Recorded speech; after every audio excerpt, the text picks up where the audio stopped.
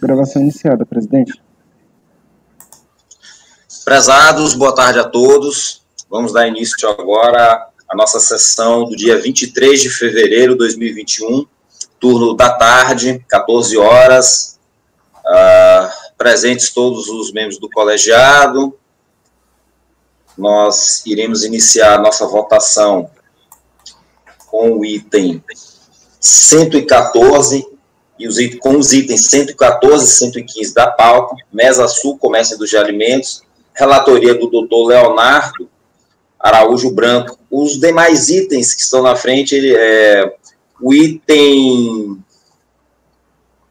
primeiro que seria da tarde, seria o item 78, ele foi retirado de pauta, solicitação do contribuinte, e eles serão retirados com ele até o item 108. O item 109, nós iremos ter a sustentação oral, iremos aguardar oportunamente a presença do patrono. Então, eu passo a palavra ao relator. Presidente, são dois processos com a mesma questão de fundo, mas o encaminhamento deles é um pouquinho diferente. Então, começo na ordem 114, é um recurso voluntário, o contribuinte apresentou declarações de compensação em formulário de papel, unicamente por meio do DCTF, declaração de compensação eletrônica, pretendendo compensar débitos com crédito de PIS, período de 92 a 95, decorrentes de PIS decretos. O montante de débito contribuinte, faço a descrição, despacho decisório, as declarações de compensação não foram homologadas, sob a alegação da unidade que havia ocorrido o prazo decadencial de 5 anos, contados a partir do pagamento devido. Como os pagamentos foram realizados em 92 e 95, os pleitos do contribuinte apresentados entre 2002 e 2004 já estariam decaídos. Este entendimento foi confirmado pelo acórdão da DRJ e o contribuinte impetrou o mandado de segurança número tal, tendo obtido declaração de nulidade do ato administrativo, devendo a autoridade coatora analisar as declarações apresentadas e respectivos processos administrativos, os créditos ali oferecidos à compensação, no que diz respeito à existência e montante. Em apelação e reexame necessário, o TRF4 desproveu o apelo da União em remessa oficial, declarando que o prazo para haver a restituição é de 5 anos, contados do fato gerador, acrescidos de mais 5 anos da data da homologação. Posteriormente, novo acordo TRF4, julgamento proferido anteriormente, esclarecido que tal entendimento igualmente pode ser aplicado aos requerimentos efetuados na via administrativa. O trânsito do julgado se deu em 11 de 3 de 2013, nova análise da unidade de origem assim fundamentou sua decisão, faço a transcrição. Ao final, foi reconhecido direito ao crédito no valor de R$ 86.482,90, atualizado até 1 de 1 de 96, a ser corrigido pela taxa Selic e homologadas as compensações até o limite deste valor, conforme demonstrativo de folhas. Cientificada em 10 de 4 de 2014, a interessada apresentou tempestivamente manifestação de conformidade, na qual alegou que a autoridade administrativa deveria obrigatoriamente seguir a decisão judicial contestando a decadência. Então, a ponto que o pedido de compensação foi apresentado em outubro de 1992, sendo esse o marco inicial para a contagem da decadência. O DRJ decidiu pela improcedência, em acórdão que restou assim emendado, faço a transcrição. No recurso voluntário se reiteram as razões de inconformidade ao relatório. Então, vou direto ao voto, presidente. O recurso é tempestivo, cumpre os requisitos, dele conheço. O CARF não é competente para se manifestar sobre inconstitucionalidade de lei tributária, aplica a súmula 2 e, preliminarmente, a recorrente alega ter impetrado o mandado de segurança para ter esse direito reconhecido, devendo a administração pública obedecer ao mandamento judicial. Isso é verdade. Ocorre que o mandado de segurança é apenas instrumento hábil para reconhecimento de direito creditório, com efeito, a jurisprudência do STJ é pacífica, no sentido de que, em que pese ser possível, por meio de mandado de segurança, declaração de direito à compensação, ainda não atingidos pela prescrição, a via mandamental não é apta a produzir efeitos patrimoniais pretéritos, né? Como se verifica após a declaração do direito pelo Poder Judiciário, a compensação ainda deve ser liquidada pela administração pública, e, nesse sentido, não merece acolhimento à preliminar suscitada. No mérito em que pese o inconformismo da recorrente, não lhe assiste razão. O despacho decisório proferido pela unidade levou em consideração a tese do 5+5 para a contagem de prazo decadencial, conforme estabelecido na jurisprudência pátria para situações semelhantes. Vejamos, proceder-se aos cálculos, apurando se o contribuinte tem em seu favor um crédito de 86 mil, considerando que a declaração da compensação foi apresentada em 15 de outubro de 2002 e respeitando a decisão judicial, que entendeu que o prazo é de 5 anos comprado mais 5, né? O recolhimento relativo ao período de apuração de agosto de 92, efetuado 21 de setembro de 92, não pode ser levado em conta no cálculo. O entendimento foi adotado também pela DRJ ao proferir o acordo recorrido. Observa-se que o pedido referente ao processo administrativo de 92 foi elaborado em outubro de 2002. O pagamento foi em 21 de nove de 92, logo, correta a unidade. Assim, ausentes fundamentos para a reforma do acordo recorrido, voto por conhecer e negar provimento ao recurso interposto. Como voto, presidente? Obrigado, doutor Leonardo. Alguém diverge? Acordo os membros do colegiado por unanimidade de votos em negar provimento ao recurso. Próximo item.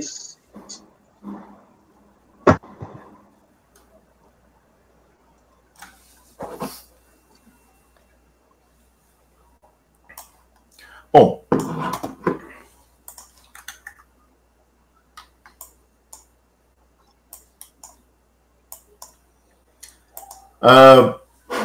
contribuinte, nesse caso, presidente, apresentou a declaração 29 de 1 de 2003, pretendendo compensar débito relativo a COFINS, período de apuração de 12 de 2002, com crédito de PIS no valor de 51 mil, referente a período de apuração de 10 de 95 a 2 de 96, decorrentes de PIS decretos. Pelo despacho, a declaração de compensação não foi homologada, sob a alegação de que havia também transcorrido o prazo decadencial. Os pagamentos foram realizados em 95 e 96, logo haveria decadência na apresentação em 2003. O entendimento foi confirmado na DRJ, ao julgar manifestação de conformidade no acórdão CARF ao julgar voluntário. O contribuinte impetrou mandado de segurança, tendo obtido declaração de nulidade do ato administrativo, mesmo transcurso na fase judicial. Em nova análise, porém, né, agora na aplicação da decisão judicial, a unidade fundamentou da seguinte forma a sua decisão. Ela conta o histórico, né, e eu vou ao item 9. Ela procedeu aos seguintes cálculos, apurando o contribuinte tem em seu favor os seguintes créditos conforme memorial de cálculos. Dessa forma, foi reconhecido o direito ao crédito no valor de 2.991, a ser corrigido pela Selic, homologadas as compensações até o limite desse valor, conforme demonstrativo. Cientificado em 10 de 4 de 2014, a interessada apresentou tempestivamente manifestação de conformidade, na qual, após tecer comentários acerca da utilização das medidas provisórias, da anterioridade nonagesimal para as contribuições, defendeu que as alterações na sistemática de apuração do PIS da medida provisória 1212, com previsão de aplicação a partir de 1º de março de 96, somente vigoraram, na verdade, quando da conversão desse instrumento legislativo na lei 9715 de 98, uma vez que a falta de aprovação das sucessivas reedições da MP tornava a letra morta a regra de vigência. Em seguida, expõe planilha onde calculou o crédito com base nessa premissa. A DRJ decidiu pela improcedência, com base na seguinte decisão, transcreva a emenda. A recorrente apresenta recurso voluntário, reiterando as suas razões de conformidade. Bom, no mérito, o presidente partindo ao voto, já conhecendo o recurso também, em que pese o inconformismo da recorrente, não lhe assiste razão. A primeira sessão da STJ, no julgamento do RESP 1.136.210 do Paraná, de relatoria do ministro Luiz Fux, repetitivo, consolidou o entendimento segundo o qual o período de competência de outubro de 95 a fevereiro de 96 e março de 96 a outubro de 98, a contribuição para o PIS é regida pela Lei Complementar 770 e pela MP 1212 e reedições. Faço a transcrição. Dessa forma, de outubro de 95 até 28 de fevereiro de 96, início da vigência das alterações introduzidas pela MP 1212, a cobrança das contribuições destinadas ao PIS era regida pela Lei Complementar 770. A partir de março de 96 até a publicação da 9715, a contribuição restou disciplinada pela MP 1212 e reedições. Foi esse o entendimento adotado no despacho decisório. Faço também a transcrição. O mesmo entendimento foi adotado pela decisão recorrida ao proferir o acórdão sobre vergasta, né? Então, faço também a transcrição. Nesse sentido, também os precedentes desta turma, e por todos trago acórdão do conselheiro Oswaldo, julgado de sessão de 21/10/2020. Assim, considerando-se que o presente processo trata do período entre outubro de 95 e fevereiro de 96, ausentes fundamentos para a reforma do acórdão recorrido, e voto por conhecer e negar provimento ao recurso interposto. É como voto, presidente. Obrigado, doutor Leonardo. Alguém diverge? Acordam os membros do colegiado por unanimidade de votos em negar provimento ao recurso. Oswaldo, você pode colocar o Catolé do Rocha na pasta, por favor? Já, peraí. Tá. Bom, com isso nós encerramos a nossa sessão. Nós suspendemos, na verdade, a nossa sessão da tarde para retomarmos depois com os processos que têm pedido de sustentação oral.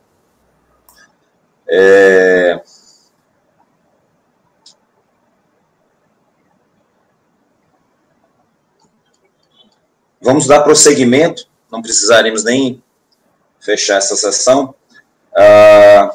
com o item 134 da pauta. Peço ao apoio administrativo para ficar atento.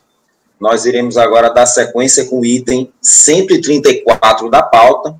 Esse item está pautado para o dia 24 de fevereiro, turno da manhã, 9 horas, não tem pedido de sustentação. Todos os demais processos dessa sessão que não tiverem pedido de sustentação serão votados agora. Com a palavra, o relator, doutor Oswaldo. O 133 foi retirado, Lázaro?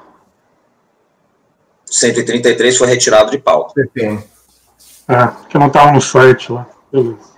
Eu passei para você e para a Ariane a pauta anotada, que é aquela que sai no último dia, ou saiu ontem, né? Aí já consta. Desculpa, Oswaldo. Imagina, que isso, tranquilo. Eu vou ficar falando para os próximos 10 minutos, então é bom ser interrompido. Já está na pasta, o tema é bem interessante. Incidência de PIS sobre receita de ente federativo, em especial sobre receita do Fundeb. É basicamente isso que nós vamos decidir, tá? Existe uma lei... deixa eu só achar. 9.715, que determina a incidência de PIS sobre algum tipo de receitas de ente federativo. Lembrando que nós estamos falando de contabilidade pública e não de contabilidade de direito privado, então tem uma diferença no conceito de receita. No caso do Fundeb, no Fundeb existem transferências da União e dos estados a título de receitas correntes dele, né, de receitas tributárias. Eles transferem para o Fundeb e depois esses recursos são transferidos ao município, no caso do município de Catolé da Rocha. E, ao fim e ao cabo, o município está alegando que isso que não é tributado pelo PIS, justamente por não ser receita. Na verdade, há uma questão na norma e que ela trata sobre incidência sobre receitas correntes e transferências correntes. A gente vai passar por isso no curso do voto. E ele alega que essa transferência do Fundeb para ele não é nem receita corrente nem transferência corrente. Já o fisco, ele, com base na norma da contabilidade pública, ele chega à conclusão que sim, isso é tanto transferência corrente quando a União transfere ao fundo, e receita corrente, porque trata de pagamento para despesa de custeio, no caso do município, e é o relatório e passo para o voto. O tema é bem interessante e bem complexo, me deu uma dor de cabeça danada, mas vamos lá. De saída, deixe de conhecer as matérias aventadas apenas em sede de voluntário, por quanto extemporâneas. De qualquer modo, as teses sobre a forma em que o Fundeb compõe a base de cálculo do PIS, levantadas pela recorrente, são contraditórias. Em um primeiro momento, aventa que o valor que compõe a base de cálculo do PIS é o valor pago pela União para o fundo, e não repassado ao município. E, ao final, se desdiz, apontando que a base de cálculo é o valor repassado ao município e não pago pela União. Ademais, nos termos do artigo 113 do CTN, a infração tributária independe da intenção do agente, salvo exceções legais. e a hipótese de aplicação de multa de ofício não é uma delas. A solução de não conhecimento é extensível ao tema das inconstitucionalidades formal e material da Lei 9.715, ex visto modo 2 card. Ao final, declaro preclusa a matéria sobre manutenção dos descontos, vez que não repetida em sede voluntária. Só para deixar claro o que ele queria que entrar com o recurso voluntário ou com a impugnação e que fossem mantidos os descontos sobre as multas para o pagamento no prazo de 30 dias ali da interposição da impugnação, tá? Mas ele não repetiu isso em sede de recurso voluntário. Prossigo. Fisco e recorrente divergem sobre a composição da base de cálculo do PIS para entes públicos. De um lado, destaca a fiscalização que a base de cálculo do PIS é composta por receitas correntes e transferências correntes de capital, e os valores recebidos do Fundeb e Fundeb se enquadram como tais, por serem transferências intergovernamentais constitucionais operacionalizadas de modo indireto nos termos da Solução de Divergência POSIT 2 de 2009. Já a recorrente explicita que o Fundeb e o Fundef não compõem a base de cálculo do PIS. Na verdade, se vocês forem olhar, até pelo tamanho do município, vamos dizer assim que teve que poderia ter maior esmero, né, as peças, mas a gente entende até pelo tamanho do município. Pois bem, nos termos do artigo 2º, inciso 2, da Lei 9.715 de 98, a base de cálculo do PIS, devido pelas pessoas jurídicas de direito público interno, é composta de receitas correntes arrecadadas e das transferências correntes e de capital recebida.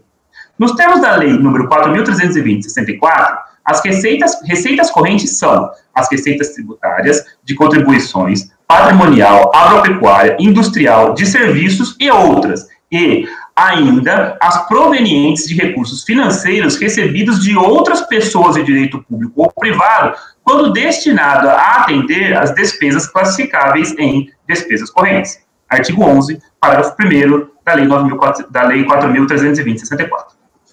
Como se nota, a Lei 4.320 de 64 segrega as receitas pelo motivo da entrada e, dentre os carimbos, estão as despesas correntes. Ou seja, ela elenca uma série de receitas que devem ser entendidas como receita corrente, lembrando de novo que nós estamos na contabilidade pública, e, dentre elas, ela diz, olha, aquilo que entra no seu cofre como transferência para você pagar despesa corrente é receita corrente.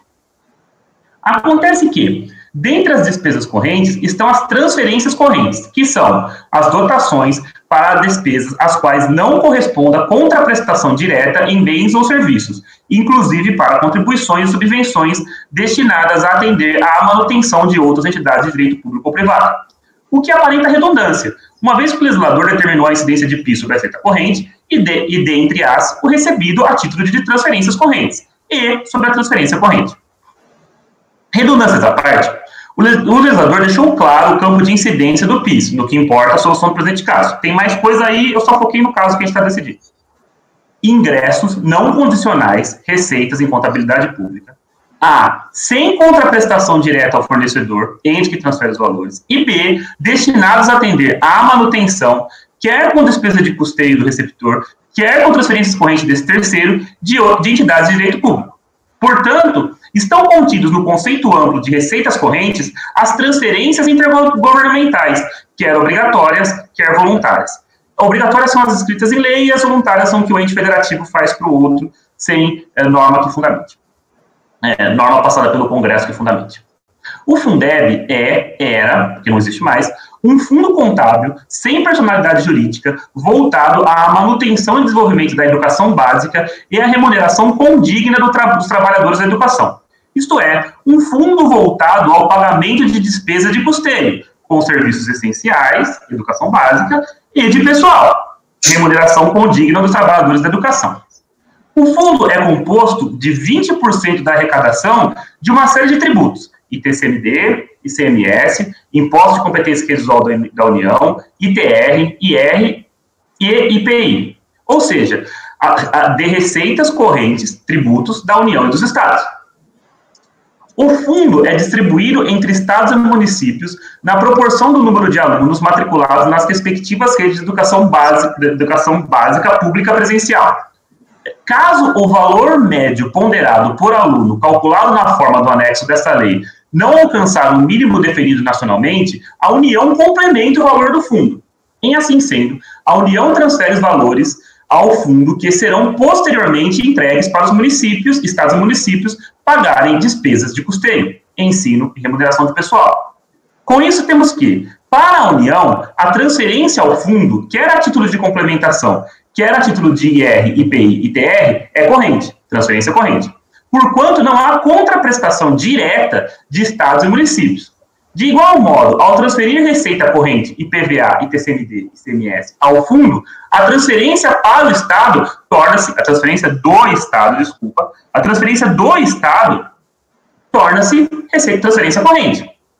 Sendo a transferência corrente, o valor transferido pela União e pelos Estados é despesa de custeio, da qual a transferência corrente é um tipo, para estes entes transferidores. Ou seja, para a União, quando eles transferem os valores para o Fundeb, isso para eles, em contabilidade pública, é transferência corrente, justamente porque não há contraprestação direta, não há nada para eles, Estado e município, Estado e União, nada para eles especialmente.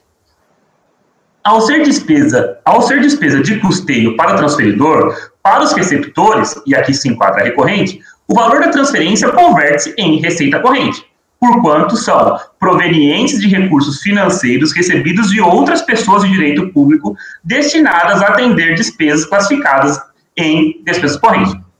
Assim, por ser receita corrente a parcela recebida por transferência do Fundeb pelos municípios, da União e dos Estados, é base de cálculo do COFINS, como já decidiu por mais de uma vez essa casa. Cito jurisprudência da Câmara Superior, cito uma antiga daqui, acho que é do Tiago, salvo engano, e uma do Robson, salvo engano. Precisa dar uma conferida, mas porque eu já fiz isso aqui no começo do mês. Ora, no caso em isso, pretende a fiscalização tributar as receitas para a formação do Fundeb relativas ao ICMS, ITR e ao IPI. Isto é, receitas correntes e tributos da União e dos Estados, transformado em transferências correntes no momento do envio ao Fundeb e em receitas correntes, decorrentes de transferências correntes, quando na entrada dos municípios. Uma vez que as rúbricas citadas são receitas correntes do município, de rigor a incidência do PIS. Pelo exposto, admito por conta tempestivo, conheci em parte o recurso voluntário, negando-lhe provimento. E é como voto. Obrigado, Oswaldo. Alguém diverge? Pelo visto não, né? Ok. Eu só queria, Oswaldo, te pedir para me ajudar aqui com a proclamação do resultado. Acordam os membros do colegiado, por unanimidade de votos, em conhecer parcialmente do recurso, apenas quanto à matéria... Qual foi o conhecimento parcial?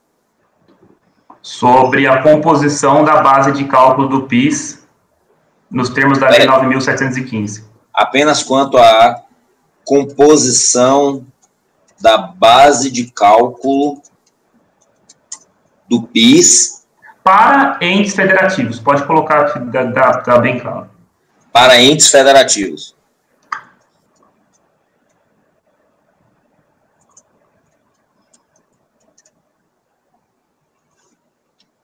Acordam os membros do colegiado, por unanimidade de votos, em conhecer parcialmente do recurso, apenas quanto à composição da base de cálculo do PIS para entes federativos e, no mérito, na parte conhecida, em negar-lhe provimento. Próximo item da pauta. Drogaria São Paulo tem pedido de videoconferência. Continua com o Oswaldo. Item 138 da pauta. Freter. Estou colocando na pasta, só um minutinho, tá? Ok.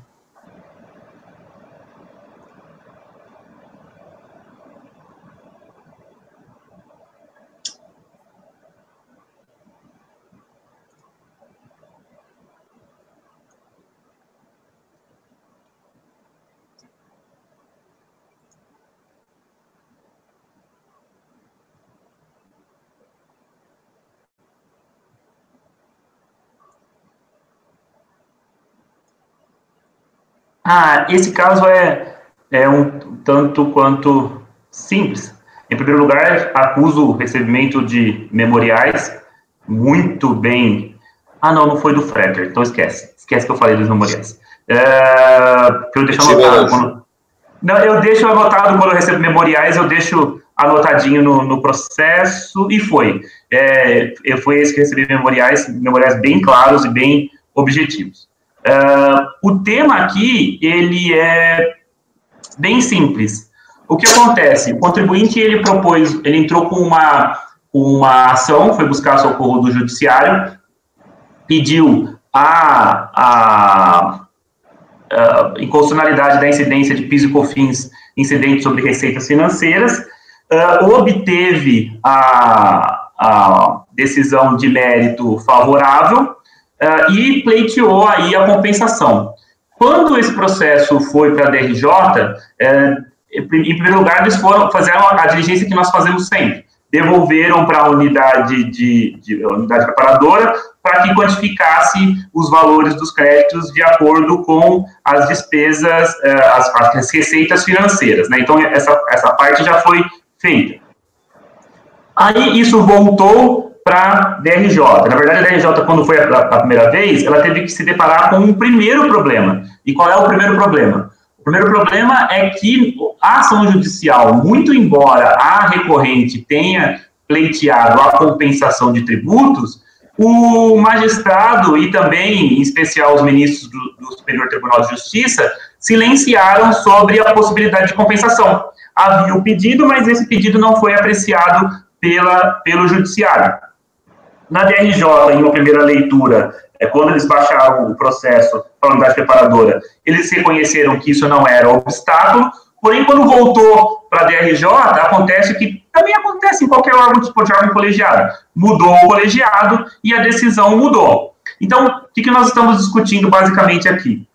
Houve uma decisão judicial reconhecendo o direito ao crédito de PIS e COFINS incidentes sobre receitas financeiras, sobre a inconstitucionalidade dessa incidência sobre receitas financeiras.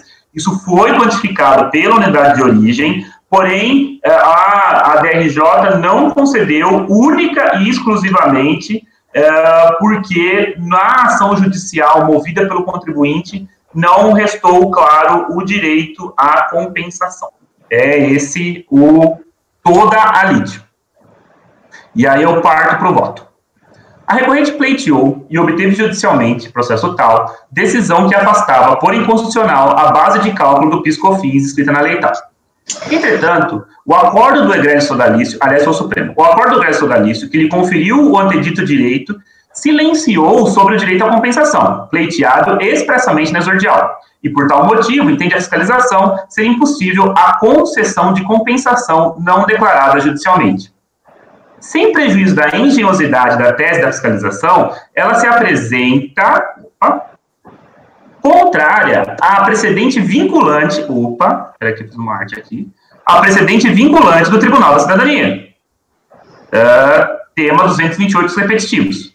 Cito, a opção entre a compensação e recebimento do crédito por precatório ou requisição de pequeno valor cabe ao contribuinte credor pelo indébito tributário, haja vista que constituem todas as modalidades, formas de execução do julgado colocadas à disposição da parte quando procedente a ação que teve eficácia de declarar o indébito. Ou seja, tanto faz se ele pediu ou se ele não pediu, e uma vez declarado o indébito, o direito à compensação decorre do simples pedido do indébito, assim diz o saudosíssimo ministro Teori Zavascki.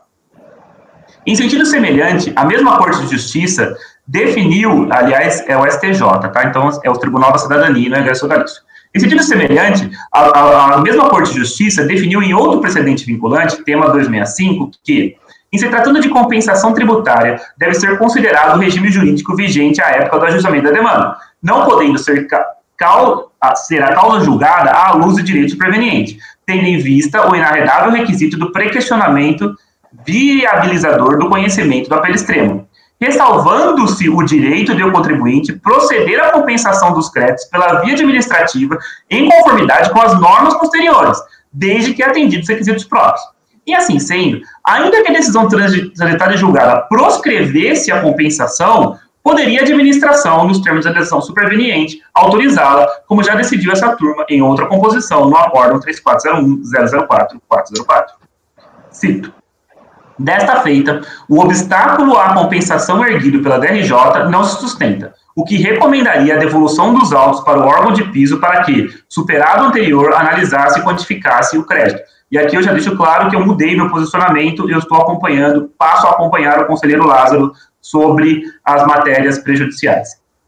Todavia, no presente caso, a análise e quantificação dos créditos da recorrente foi feita por resolução da Delegacia de Julgamento. Como resultado da resolução, segregou-se da base de cálculo da recorrente, holding de instituições não financeiras, receitas decorrentes de juros sobre patrimônio líquido, receitas financeiras diversas, avaliação patrimonial de investimentos, recuperações diversas, ganhos na alienação do imobilizado e lucros e dividendos, chegando-se ao valor de crédito de 4.000 de PIS e 16.000 de COFINS. Tendo em mente que a empresa nada opôs em relação a esses créditos apurados pela fiscalização, e aqui eu cito o item 1.9 do recurso voluntário, de rigor o provimento do recurso para a concessão do crédito no montante apurado pela fiscalização, as folhas 318 e 324. Antes exposto, admito por quanto tempestivo e conheço o recurso voluntário, dando-lhe parcial provimento para reconhecer o crédito no montante apurado pela fiscalização, as e folhas 318 e 324. E é como voto. Obrigado, Oswaldo. Então quer dizer que essa quantificação já foi feita na resolução. Eu não entendi muito bem essa parte, eu não sei se eu prestei atenção. Por que a DRJ negou, mas pediu a resolução? Baixou de urgência? Primeiro veio para a DRJ.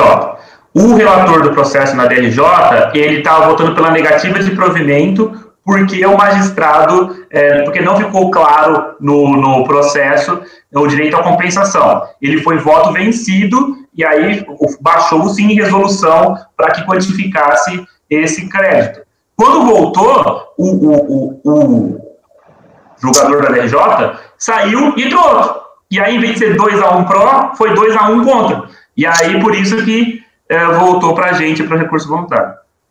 Acontece, acabou de acontecer aqui, gente, normal. Ok. Eu não entendi essa decisão da DRJ, não.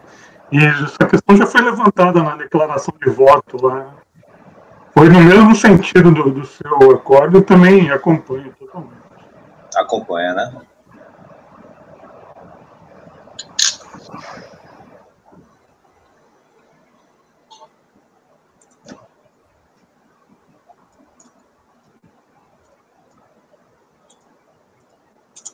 Só redigindo aqui, rapidamente. Então, ninguém divergiu, todos acompanham o relator. Eu também. Acordam os membros do colegiado, por unanimidade de votos, em dar provimento parcial ao recurso para reconhecer o crédito no montante apurado pela fiscalização às folhas eletrônicas 318 a 324. Ok, Oswaldo? Próximo item da pauta é 139, embargos, né, da Malon Concessionária de Veículos. A relatora, a doutora Fernanda, passo a palavra. Esse caso bem simples, na verdade, nós já julgamos outro processo idêntico em novembro ou dezembro. Sei que o Luiz estava presente, não tenho certeza se o Marcos, mas basicamente o que aconteceu foi que quando nós julgamos esse processo, que era de minha relatoria, a discussão ficou muito em torno do fato de ter uma decisão judicial favorável, mas não transitada em julgado. E acabou que eu não me atentei, e ninguém da turma também me corrigiu, com relação à data da DECOMP, que era anterior à Lei Complementar 104 de 2001, aqui na verdade é uma DECOMP de 99. Então, de fato, o recorrente tem razão, e o embargante, no caso, né? Porque existindo decisão favorável e não existindo, à época dos fatos, a vedação para pedido de compensação com base em decisão não transitada em julgado, é que eu entendo que tem que ser reformado realmente o voto, então acolher os embargos com efeito infringente para dar provimento ao recurso voluntário. É só isso. É compensação em DCTF, né? É. Bem antiga e a ação judicial foi anterior aos 70 anos. Sim. Naquela época também você podia compensar em DCTF, né? Antes de ter estado julgado, né? Ficava suspenso a exigibilidade, né? Sim. Depois que ia ser apurado. É que, na verdade, o que aconteceu aqui na época, só por curiosidade, foi que aqui era uma ação que foi proposta pela associação que representava todas as concessionárias, e aí o que aconteceu é que a decisão já do juiz de primeiro grau foi favorável a um grupo, que era o grupo que já era parte da associação à época que a ação foi proposta. E aí o que aconteceu é que teve apelação só em relação às empresas que não eram à época e que não tiveram o direito garantido. Então aí, até com relação ao novo CPC, a gente começou a discutir se poderia ter um trânsito em julgado parcial ou não, e aí no final o que aconteceu é que se perdeu da discussão o fato essencial, que era o fato da DECOM que seja de 99.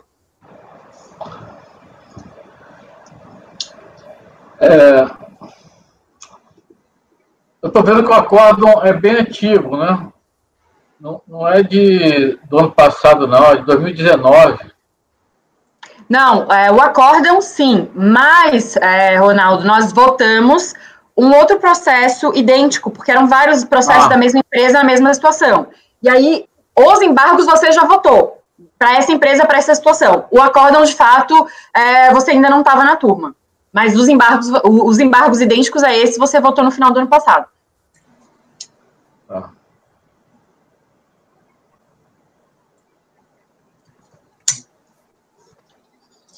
Ok.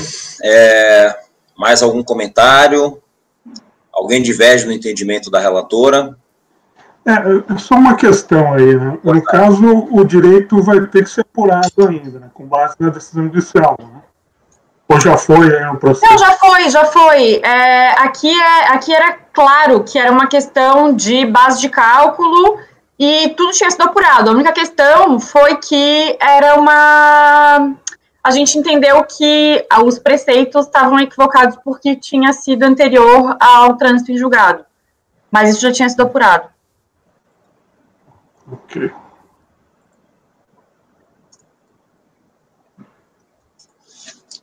Ok, Marcos?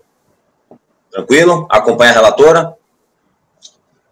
Acordam os membros do colegiado, por unanimidade de votos, em acolher os embargos de declaração com efeitos infringentes para sanar a omissão apontada, dando provimento ao recurso voluntário.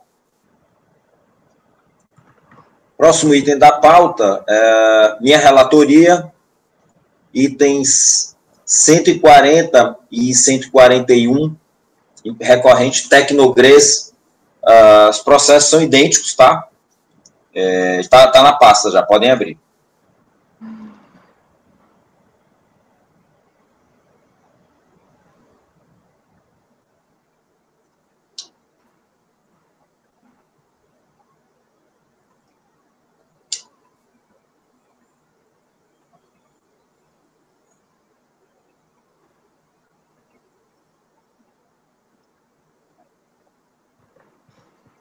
Ok? Todo mundo com voto aberto.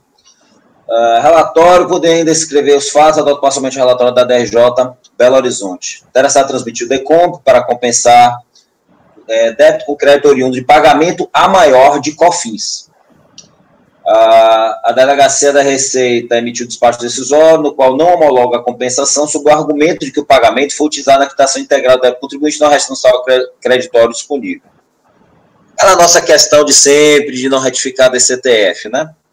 E resignado com o indeferimento do seu pedido, o contribuinte apresentou manifestação de conformidade, alegando em síntese que o indeferimento da compensação não pode prosperar, porque o crédito oriundo de pagamento indevido ao maior foi devidamente disponibilizado em razão da sua desvinculação da DCTF do período. Por fim, requer o reconhecimento do direito de crédito com acumulação da PERDECOM. Foi só essa a única alegação do contribuinte na manifestação e nenhum documento foi juntado. Primeira turma da DRJ Belo Horizonte decidiu, por unanimidade de votos, julgar improcedente a manifestação, com a seguinte ementa: a prova do indébito tributário, fato jurídico a dar fundamento ao direito de petição ou a compensação, compete ao sujeito passivo que ter efetuado pagamento indevido ou a maior. Não comprovados a certeza, liquidez do direito creditório, não se homologa a compensação. O contribuinte apresentou recurso voluntário.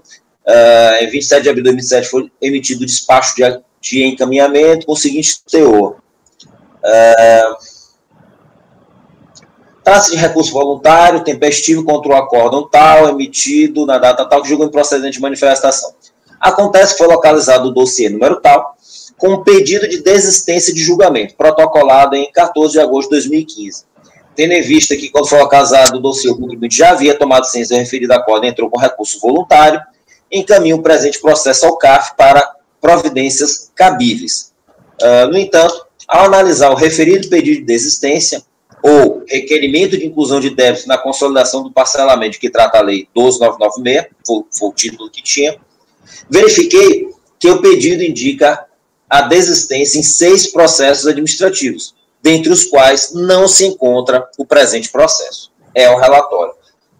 Esse encaminhamento, esse despacho, para meu entender, foi equivocado. Viu uma lista de processos e anexou aqui por engano. Recurso voluntário é tempestivo. Recurso apresenta as seguintes razões para o seu inconformismo com a decisão de piso. Só essa parte em negrito, tá? A recorrente não se atentou para o fato de que a defesa sustentada no recurso anterior não foi cumprida pelo seu departamento fiscal, o qual estava incumbido de enviar as devidas retificações.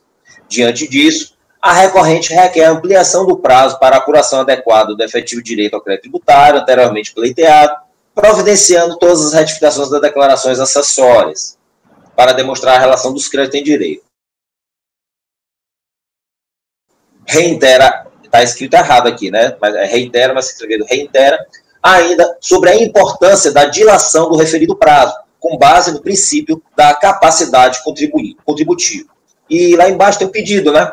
Diante do exposto, pede-se a prorrogação do prazo para a apuração adequada do efetivo direito ao crédito e a suspensão da exigibilidade do crédito tributário. A DRJ, por sua vez, fundamentou sua decisão nos seguintes termos, em apertada síntese. Basicamente, negou, falou no segundo parágrafo, né? No caso, não foi apresentada pelo contribuinte qualquer prova que demonstre a existência do direito creditório, nenhuma explicação sobre a origem do crédito e nem mesmo declarações retificadoras da CTF da COM. Assim, não há instrumentos hábeis capazes de conferir certeza de liquidez ao crédito indicado na DECOM. Como se verifica, o recurso limite-se a reconhecer a deficiência probatória a cargo do recorrente e a pedir prorrogação do prazo para a realização de algumas providências que julga necessárias, sem apresentar qualquer resposta específica para os fundamentos arguídos pela DRJ.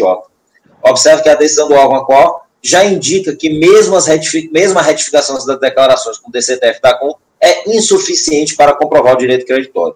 Neste contexto, o recurso não deve ser conhecido, conforme determina o artigo 932, inciso 3 do Código de Processo Civil. O relator não conhecer de recurso inadmissível, prejudicado, ou que não tenha impugnado especificamente os fundamentos da decisão que foi recorrida. Trago jurisprudência de doutrina de Fred Didier, doutrina de Nelson Neri, Rosa Maria Neri, e pelo exposto voto por não conhecer do recurso voluntário. Algum comentário? Alguém diverge?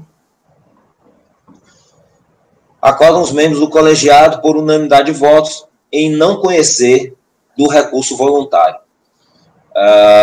Esse resultado, ele é o mesmo para o item 141 da pauta. Vou apenas colocar aqui.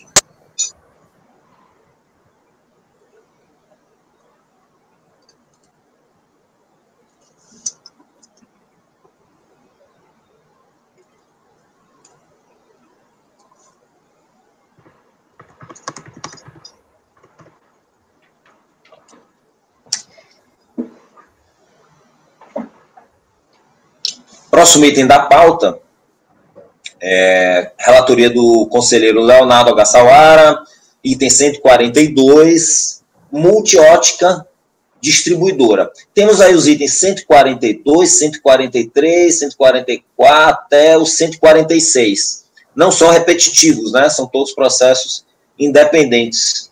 Não sei se o conselheiro Leonardo fez aquela tabelinha que ele costuma fazer dos resultados, se é tudo igual. Passo a palavra. Esse aqui não precisa não, Lázaro, todos iguais. Vamos lá.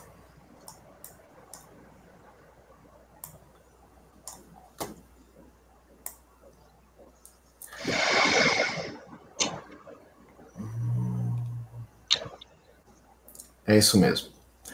Presidente, eu vou resumir.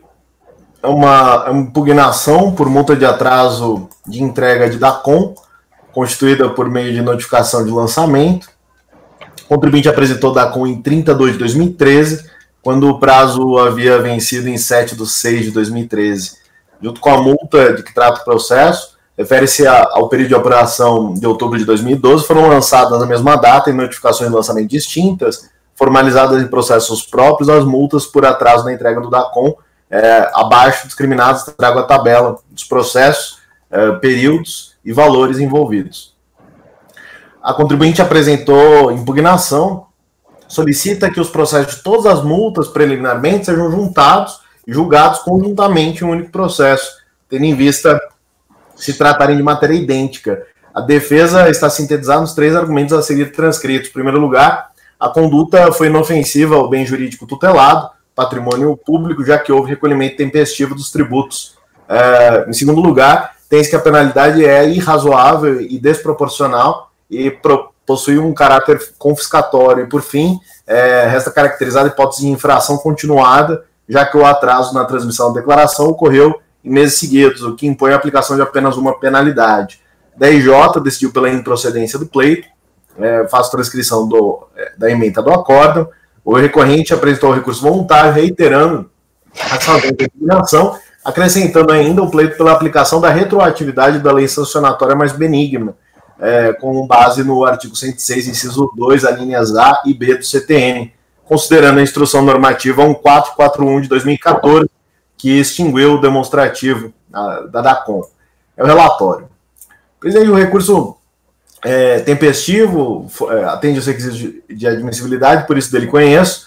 O CARF não é competente, aplica o súmula 2 para as matérias de índole constitucional e, preliminarmente, a recorrente alega a necessidade de se aplicar efeito suspensivo e devolutivo do presente recurso em relação aos 18 processos administrativos instaurados a partir de impugnações apresentadas face às 18 notificações por ele recebidas. Não há como se garantir o efeito suspensivo a todos os processos, são independentes, logo a apresentação tempestiva da impugnação e posterior recurso voluntário que terão o condão de suspender a cobrança nos termos do 151 do CTN. O artigo 6º do RICARF reconhece a conexão nos seguintes casos. O parágrafo 1º no inciso 1, exigência de crédito tributário ao pedido do contribuinte fundamentados em fato idêntico, incluindo aqueles formalizados em fatos diferentes de sujeitos passivos. Nessa linha, verifica-se se tratar de multas decorrentes de atraso na entrega do DACOM, de janeiro de 2012 a junho de 2013. E, de fato, há uma conexão entre os processos. Nesse sentido, acordam os diversos aqui do CARF, mas, em que pese-se entender estarem presentes os elementos necessários para o reconhecimento da conexão, não se trata de hipótese suficiente para que o julgamento seja convertido em diligência, para que a unidade realize a conexão dos referidos processos, pois ausente o requisito da prejudicialidade externa, motivo pelo qual entende não ser cabível a suspensão nesse contencioso até a ulterior resolução dos casos conexos. Em idêntico sentido, ausente previsão específica, não há como se estender os efeitos do presente recurso aos demais. O fato de terem sido apreciados em conjunto em uma única sessão realizada pela 5ª turma da DRJ, em Fortaleza, se deu em razão da similitude da matéria, e principalmente por todos os processos terem sido a ela distribuídos, causa de pedido idênticos, o que não se pode garantir quando da chegada dos processos ao CARF, em que são redistribuídos aos conselheiros das turmas competentes. Ao contrário do que afirmou a recorrente, não se formou unidade do julgamento. Faço transcrição. A formalização dos processos administrativos foi tratada na portaria 1668 de 2016. A norma enumera taxativamente as situações de distintas exigências formalizadas contra o mesmo sujeito passivo, devem ser objeto de um único processo. Na enumeração, não se identifica a situação correspondente ao caso concreto. Não há, como essa instância administrativa, atender a solicitação de determinar a anexação dos processos. No mérito, superada essa questão preliminar, embora exista certa sobreposição nas informações requeridas da CON e EFD, os argumentos aduzidos pela recorrente serviriam apenas para declarar a inconstitucionalidade da exigência de uma das obrigações acessórias, conforme bem defendido pelo jurista Caio Takano em sua obra Deveres Instrumentais dos Contribuintes, Fundamentos e Limites. Infelizmente, conforme já identificado, este conselho não é competente para conhecer a inconstitucionalidade das leis, portanto, para afastar a aplicação da multa lavrada por seu descumprimento. Considerando a natureza autônoma da obrigação acessória em relação à obrigação principal, a aplicação da penalidade pelo inadimplemento da obrigação acessória independe do recolhimento do tributo. Com efeito, descumprido o dever fundamental instrumental de enviar a declaração prevista na legislação tributária no prazo previsto pela Receita Federal, o contribuinte pode ser penalizado pela multa do artigo 7º da Lei 10.426 de 2002. Faço a transcrição. Quanto à duplicidade das informações solicitadas no DACOM, em relação à EFD contribuições, ainda que essas informações efetivamente pudessem ser por vezes duplicadas, observa-se que a Receita Federal até 2014 buscou manter a obrigação de transmissão de duas declarações como obrigações acessórias distintas. Com efeito, como bem pontuado pela decisão recorrida, especificamente para as empresas tributadas pelo lucro real, como a recorrente, foi mantida concomitantemente as obrigações de envio tanto da EFD contribuições como da CON foram mantidas. Com efeito, a exigência da transmissão do DACOM para os fatos geradores ocorridos até 31 de dezembro de 2013 é depreendida da expressão da Instrução Normativa 1441 de 2014, que extinguiu a referida declaração. Assim, uma vez que a transmissão da EFD contribuições não dispensou a transmissão do DACOM, o envio a destempo desta última declaração pode ser penalizado na forma da lei. Sob esta mesma perspectiva que, ao meu ver, não pode se falar na hipótese da retroatividade benigna. Com efeito, a previsão do 106.2 do CTN é no sentido de garantir a aplicação retroativa da lei quando deixe de tratá-lo como contrário a qualquer exigência de ação ou omissão, desde que não tenha sido fraudulento e que não tenha implicado falta de pagamento de tributo. No presente caso, a omissão do sujeito passivo de entregar a declaração a destempo nunca deixou de ser penalizada pela legislação, mantendo-se irretorquível a previsão do artigo 7º da Lei 10.426 de 2002, acima transcrita. O que ocorreu foi a extinção de uma obrigação acessória anteriormente prevista da CON para a substituição por outra para evitar o envio duplicado de informações, a EFD contribuições, sendo que a partir de 2014, esta última declaração passou a abranger todas as informações anteriormente solicitadas no DACOM. E quando a extinção do DACOM, a legislação tributária indicou com clareza a manutenção da exigência da entrega tempestiva da declaração até os fatos geradores ocorridos em 31 de 12 de 2013. Assim, a entrega em atraso do DACOM para os fatos geradores ocorridos até 31 de 12 de 2013 não deixou de ser tratado como contrário à lei, sendo cabível a aplicação da penalidade. Nesse sentido, o acórdão 3402006097, relatoria do conselheiro Valdir, da nossa turma irmã da Câmara. No mesmo sentido, acórdãos variados desse CARF, e assim, voto por conhecer parcialmente do recurso voluntário para, no mérito, negar-lhe provimento na parte conhecida. Como voto, presidente? Obrigado, Leonardo. Pelo que eu estou vendo aqui, ninguém pediu a palavra. Temos alguma divergência? Não. Ok. Vamos ficar com a seguinte redação.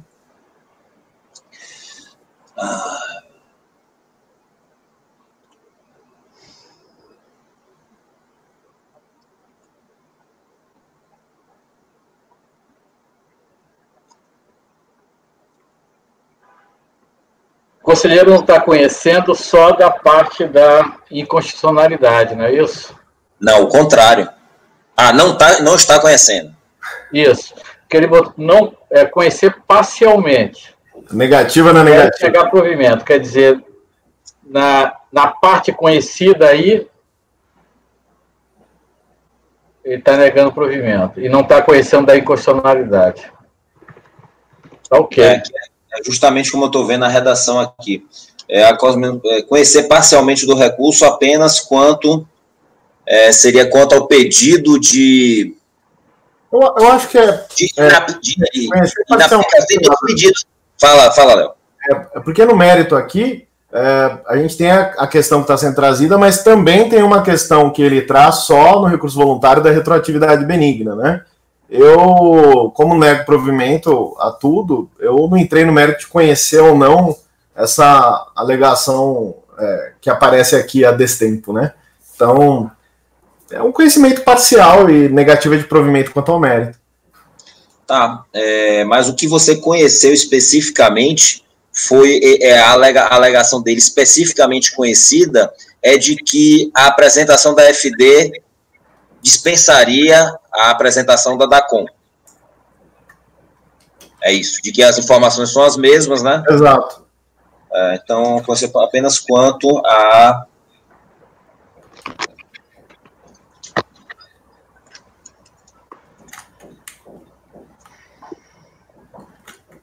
Eu acho que seria interessante, Lázaro, talvez, apontar que não se conhece da questão quanto à constitucionalidade por aplicação da súmula 2, né? E no restante nega provimento, porque senão, colocando assim, acho que pode dar um embargo por omissão com relação à retroatividade benigna, ainda que eu tenha tratado no voto. Não daria, porque você tratou, né? E se ele fosse apresentar um embargos por omissão, o que acontece? Aí o especialista ia analisar e olhar teu voto e ver que você tratou dele no voto, né? Ou contradição com relação à ata, né? Não sei. Que a redação que a gente tem assim, o pessoal tem umas formulazinhas de como, parece um sistema que ele tem que inserir o acordo de uma determinada forma. Então ele tem que dar, conhecer parcialmente, não sei se ele poderia ser em não conhecer do recurso, entendeu? É apenas a lógica da argumentação. Então, seria conhecer parcialmente do recurso apenas quanto à alegação de dispensa da apresentação do DACOM. Então, eu coloco o não conhecendo também. Porque... Você coloca o não conhecer também? Sim, sabe por quê? Naquele primeiro parágrafo... Que é a instrução Vamos organizar aqui. Fala, então, o Marcos, depois o Léo. Pronto. Naquele primeiro parágrafo ali, ele coloca o que ele não está conhecendo. Não conheço, tal, ali... Eu, nos meus votos ali, na minha turma, eu também coloco, conhecendo parcialmente, não conhecendo tal matéria, e no mérito, tal. Existe essa possibilidade também. Fala, Léo.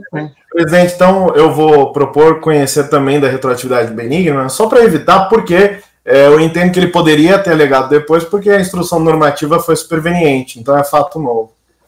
Tá. Tudo bem, então vou acatar a sugestão de vocês, assim, ó, em conhecer parcialmente apenas quanto à alegação de dispensa da apresentação do DACOM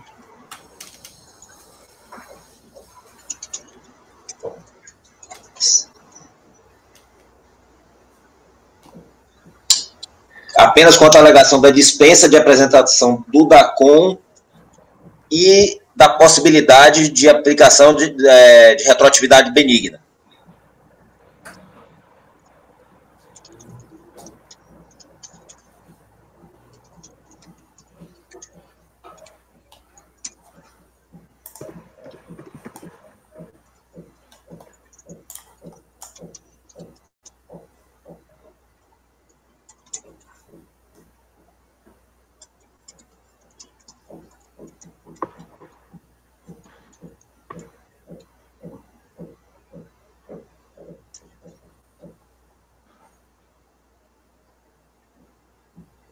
Tá, vamos ver se vocês concordam com a redação. Acordam os membros do colegiado, por unanimidade de votos, em conhecer parcialmente do recurso, apenas quanto à alegação de dispensa da apresentação do DACOM e da possibilidade de aplicação de retroatividade benigna, vírgula, não conhecendo das alegações sobre inconstitucionalidade de lei e, no mérito, na parte conhecida, em negar-lhe provimento. É isso? Ok? Então, beleza. Proclamado o resultado, que vai valer, então... Até o 146. Perfeito. E com isso nós encerramos a nossa sessão, encerramos os processos do dia 24 pela manhã, mas já podemos começar. E próximo item nessa sequência seria. Peraí, vamos ver se à tarde se tem algum pedido de sustentação. Tem da Maxor, que vai ser julgado, tá? Então a gente vai abrir de qualquer forma.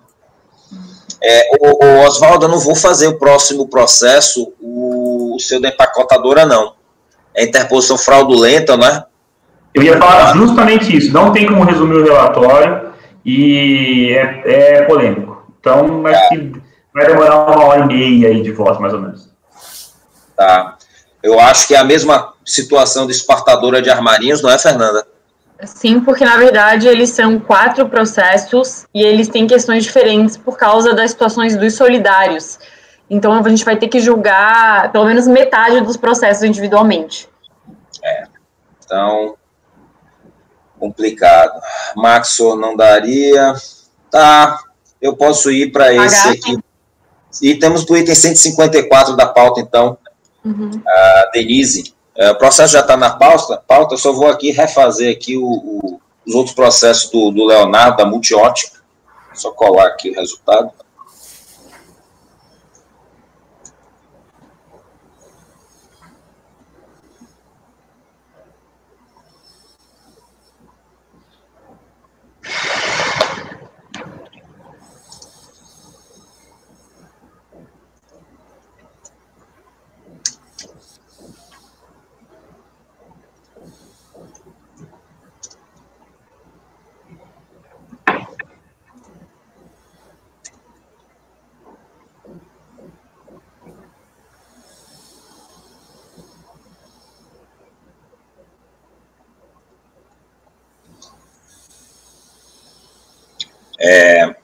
Eu peço ao apoio administrativo para registrar que nessa gravação nós iremos também avançar para processo do dia 24 de fevereiro de 2021, turno da tarde. Tirando os processos que foram retirados de pauta, ou os que são mais complexos, que vão demandar mais tempo, nós vamos, então, agora para o item 154 da pauta, recorrente Denise dos Reis Ruiz, processo da minha relatoria.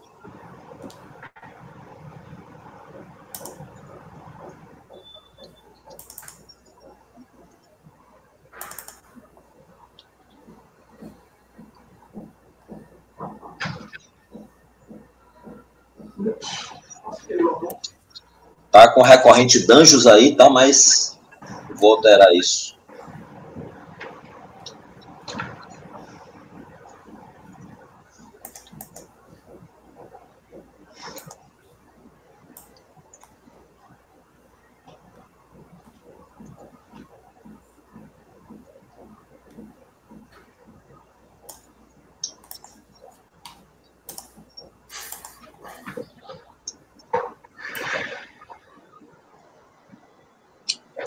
Por bem descrever os fatos, adoto parcialmente o relatório da DRJ São Paulo. Trata o presente processo de pedido de restituição promovido pelo contribuinte e faz os seguintes fatos. Denise, já qualificada, solicita a restituição do imposto de importação e multa da não declaração de bens cobradas erroneamente pela aduana do aeroporto de São Paulo.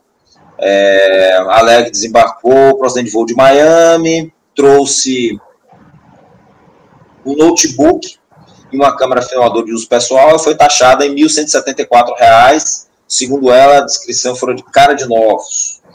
Alega que reside nos Estados Unidos desde fevereiro de 2005, ela é residente, ela é caso de não residente no Brasil, apesar de ser brasileira, relaciona documentos para comprovar a sua condição de não residente no país. Despacho decisório, o grupo de retificação de DI do aeroporto manifestou-se desfavoravelmente ao pedido de restituição, por a interessada não ter solicitado a concessão do regime aduaneiro de admissão temporária aos bens integrantes da bagagem desacompanhada quando de sua chegada no Brasil, citando como fundamento legal os artigos 165 e 67 do CTN, artigo 10 do Decreto-Lei 3766. Essa aqui é a polêmica central do caso, tá? A recorrente apresentou manifestação contrária, alega que o regime de declaração de bagagem acompanhada não se aplica ao caso em questão, tem visto que o valor dos bens em conjunto não ultrapassa 2.000. Aqui, conclui que, sendo o valor de todos os bens trazidos pela viajante para uso pessoal e profissional, é consideravelmente inferior a R$3.000, e da ausência do propósito comercial, fica caracterizada a ocorrência de cobrança indevida. A primeira turma da DRJ São Paulo decidiu por unanimidade julgar improcedente a manifestação. Faço a transcrição, diz o seguinte aqui, ó. Caso a interessada desejasse a isenção estabelecida no artigo 155 do Regulamento Aduaneiro, deveria solicitar no tempo apropriado o regime de admissão temporária com suspensão total do pagamento dos tributos incidentes na importação dos bens destinados ao uso de viajante não residente. Tomando ciência do acordo, a DRJ apresentou recurso voluntário, basicamente repisando os mesmos argumentos. Meu voto. Recurso é tempestivo e preenche as demais condições de admissibilidade, por isso dele tomo conhecimento. Alega a recorrente que é residente nos Estados Unidos, conforme documentos acostados nos autos, como cartão de residência permanente, registro de casamento com Robert Vincent Campos, carteira de motorista, comprovante de passagem de retorno aos Estados Unidos para 5 de dezembro, comprovante de matrícula no Instituto de Aprendizagem de Línguas. Tal fato restou incontroverso nos autos, tendo em vista que a autoridade aduaneira não contestou. Na condição de não residente, alega também que poderia ter trazido como bagagem acompanhada os itens objeto da notificação de lançamento de bagagem acompanhada juntado aos autos folha 116, sem qualquer obrigatoriedade de pedir a concessão do regime de admissão temporária previsto na Instituição Normativa número 285 de 2003, tendo em vista que trazia consigo bagagem acompanhada de uso pessoal, ausente de propósito comercial e de valor inferior ao montante de R$3.000, nos termos da IN 120 de 98, e conforme determinado no item 6 do formulário DBA. Aquele formuláriozinho que a gente recebe dentro do avião ainda, né? Para preencher. A DRJ negou o pedido de restituição, com base nos seguintes fundamentos. Item 3 aí. Poderão ser submetidos ao regime de admissão temporária os bens destinados ao uso de viajantes não residentes, desde que integrantes sua bagagem. A expressão poderão expressa uma faculdade que pode ser ou não exercida pelo particular. Caso a interessada desejasse a isenção estabelecida no artigo 155, deveria, no tempo apropriado, exercer esta faculdade e submeter o regime de admissão temporária. Como não exercitou tal faculdade, perdeu este direito. A notificação de lançamento, por sua vez, apresenta a seguinte fundamentação legal. Fica o contribuinte notificado que deverá recolher o total do crédito em decorrente do desembaraço dos bens trazidos como bagagem acompanhada, conforme artigo 14.1 e 2 da IN 117/98, por exceder os limites previstos. Aquele limite de $500. Vejamos o conteúdo da IN 117/98, servir de base para o pagamento, para o lançamento fiscal. O artigo 2º item 1, bagagem, os bens novos, ou que é conceito, né? Bens novos usados, destinados a uso ou ao consumo pessoal do viajante, em compatibilidade com a circunstância da viagem, inclui-se entre os bens de uso ou consumo pessoal aqueles destinados à atividade profissional do viajante, estão excluídos do conceito de bagagem bens cuja quantidade, natureza ou variedade configura importação ou exportação com fim comercial ou industrial. Temos a isenção de caráter geral, que é para o caso dos bens, de outros bens, né, que sejam até o limite global de $500, sujeito ao pagamento do imposto calculado à alíquota, conjunto de bens com valor global excede o limite de $500, fala sobre a bagagem de não residente. Esse artigo 23 é importante. Considera-se em regime de admissão temporária os bens integrantes da bagagem de não residente. Para os efeitos do disposto neste artigo, entende-se como não residente o brasileiro com visto permanente no país em que reside. O regime será concedido mediante procedimento simplificado na DBA. Como se verifica, existem diversos tratamentos tributários distintos para a bagagem, de acordo com o viajante ou com a natureza da viagem. No presente caso, a fiscalização aduaneira entendeu que seria aplicável o artigo 14.1, que remete ao artigo 6º.3, o qual, por sua vez, trata da isenção de caráter geral. Contudo, tal entendimento se mostra equivocado, pois o dispositivo aplicável ao caso concreto, onde os bens em questão são um notebook e uma câmera filmadora, é o artigo 23, em decorrência de ser específico para a bagagem de não residentes. Segundo este dispositivo, os bens integrantes da bagagem de não residente consideram-se em regime de admissão temporária. Assim sendo, deve-se verificar o disposto da IN 285/2003, indicada como fundamento da decisão da DRJ, que dispõe sobre a aplicação do regime aduaneiro especial de admissão temporária. Faça a transcrição. Pelo que consta deste diploma normativo, numa leitura isolada do microsistema jurídico que trata da matéria, o intérprete da lei poderia entender que, sem o pedido expresso do interessado, não haveria que se falar em regime de admissão temporária, exatamente como defende a DRJ. Todavia, contribuinte de sua defesa o argumento de que os dois itens objeto do lançamento fiscal não estão sujeitos à necessidade de requerer o regime, com base na N 120/98, que institui declarações que instruem o despacho aduaneiro de bagagem e dá outras providências. Faço a transcrição. Esse artigo 2º diz o seguinte: a DBA deve ser apresentada por todo viajante, residente ou não, nos termos do artigo 15 da N 117. No caso de não residente, a DBA servirá de base para o procedimento de concessão do regime de admissão temporária. E para o segundo, para efeito do disposto no parágrafo anterior, somente deverão ser especificados na DBA os bens de valor unitário superior a R$3.000. Usando o método de interpretação sistemática, entendo que os limites de isenção definidos no artigo 6 da N 117 não se aplicam a bens integrantes da bagagem de não residente, como parece ser o caso de câmera filmadora, item de uso notoriamente pessoal, e notebook, item de uso praticamente obrigatório em um sem número de profissões. Para o viajante não residente, todos os seus bens que se enquadram no conceito de bagagem, que são bens cuja quantidade, natureza ou variedade configuram importação com fim comercial, não configurem, né? Perdão, que não configurem.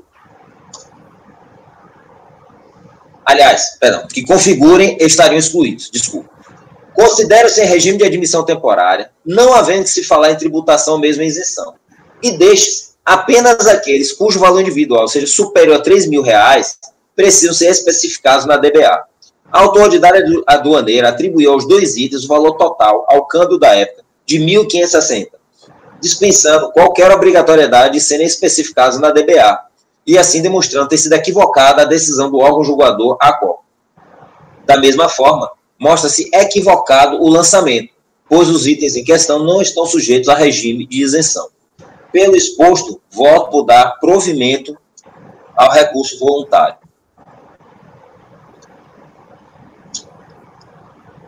Alguém diverge? Acordam os membros do colegiado, por unanimidade de votos, em dar provimento ao recurso. Próximo item da pauta também vai dar um pouquinho de discussão, né? É aquele processo que ficou da sessão passada, o Marcos estava, mas a Ariane não. E tem acompanhamento. Tem acompanhamento. Ah, perdão, nem o que discutir, tem acompanhamento. São 11h40. Oswaldo, podemos fazer o Luan? Tem uma questão de decadência. Se reconhecer, a gente mata. Senão, vai demorar mais uns 10 minutinhos de julgamento. Não tem muita... Então vamos lá que a gente fecha logo aí essa pauta. Tá na pasta já?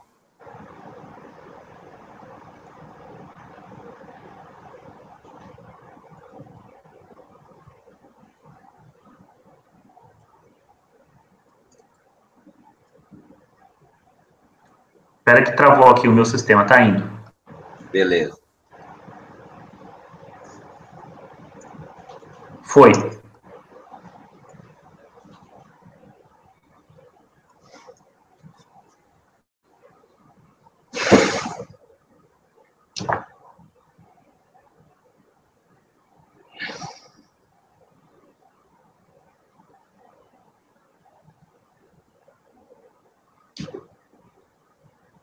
Bom, vamos lá. Esse caso é de multa de transporte, deixa eu só ver se, porque são dois parecidos. É multa por mercadoria não identificada sujeita a perdimento. É uma transportadora, a multa é contra uma pessoa jurídica transportadora de passageiros e bagagem, que ela pegou as pessoas em Foz do Iguaçu, teoricamente, com cargas de procedência algo duvidosa, 500 CDs de PlayStation, mais não sei quantas bolsas da Mike, Rádio Sunny e assim sucessivamente, e que foi pego em São Paulo pela polícia. A polícia apreendeu toda a mercadoria e, a partir daí, a fiscalização lavrou um auto de infração para aplicação de multa por transporte de mercadoria sujeita à pena de perdimento. Basicamente, a recorrente ela alega na defesa a nulidade da autuação por ausência de motivação e ausência de justa causa, legitimidade passiva e improcedência da autuação, uma vez que as mercadorias se encontravam devidamente identificadas. Dentro da Lei 10.833, do artigo 74, ele dispõe que se as mercadorias estiverem devidamente identificadas, segundo a recorrente, não há punição para o transportador das mercadorias e é o relatório. Voto. Na auto de infração, consciência em 24 de dezembro de 2009, que a recorrente transportou para o Brasil mercadorias em desacordo com normativa estabelecida pelo Ministério da Economia no dia 15 de janeiro de 2004. Então, o auto é de 24 de dezembro de 2009 e a infração ocorreu no dia 15 de janeiro de 2004. É disso que o prazo decadencial para aplicação de penalidade por infração em matéria aduaneira é de 5 anos contados da data desta infração, ex-via artigo 139, acumulado com 138 do Decreto-Lei 766. No caso, a infração, transportar mercadorias de procedência estrangeira em desacordo com as normativas estabelecidas pelo Ministério da Fazenda, ocorreu em 15 de janeiro de 2004. Logo, a fiscalização, 15 de janeiro de 2004, 15 de janeiro de 2004, Logo, a fiscalização tinha até 15 de janeiro de 2009 para autuar a recorrente. Como não fez, inexistindo causa de interrupção, de decadência em matéria aduaneira, impossível o exercício da pretensão sancionatória pelo ente federativo. Pelo exposto, admito por conta tempestivo e com esse recurso voluntário, e aí ele dou provimento ex officio para declarar a decadência do direito do erário. E é como voto.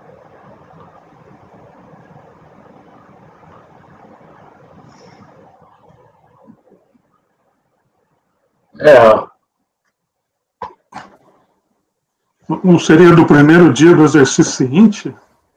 Isso aqui. Colocou ali. Isso é multa em matéria aduaneira. Isso é contado pelo Decreto-Lei 3766, nos termos do artigo 138 e 139, da data da infração. Está bem específico. Isso não é nem tributo. Nem tributo, isso é multa de matéria aduaneira, tá? Foi aquela discussão que a gente teve num julgamento, acho que de dezembro, né? Pelo menos o princípio da especialidade teria que se aplicar, né? Deixa eu só ver aqui.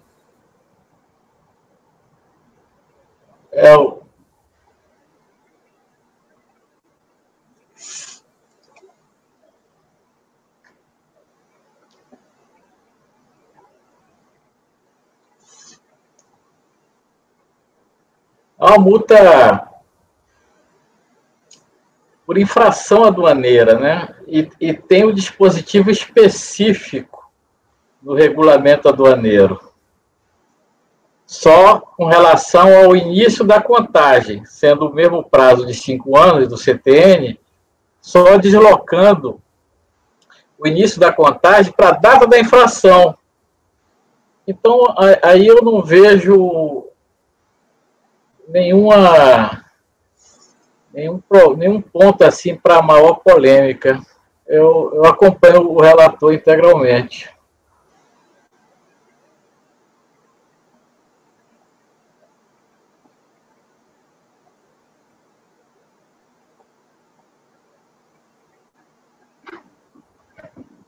Tá, é porque o entendimento aqui não é não seria uma exigência de tributo, né?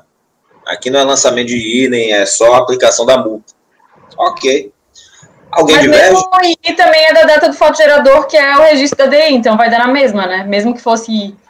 Só para não confundir, não é, tá, gente? Eu sei que não é, mas é que o Lázaro fez a pergunta como se fosse a diferença. Na verdade, não vai fazer. Ah, tá.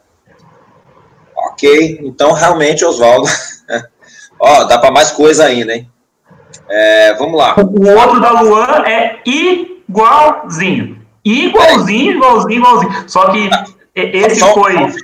Só um segundinho aqui, só para ver como é que... Porque aqui vai ficar um pouquinho diferente. Que é o preliminar, né?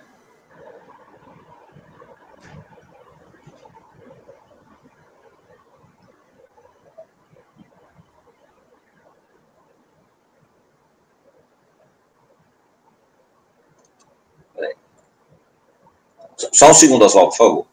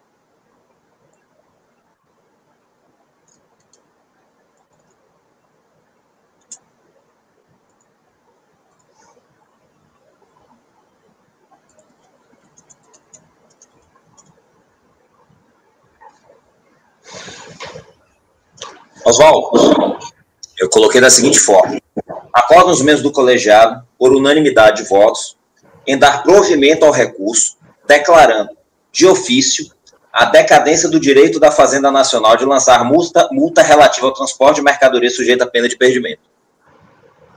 Ok? Todos de acordo?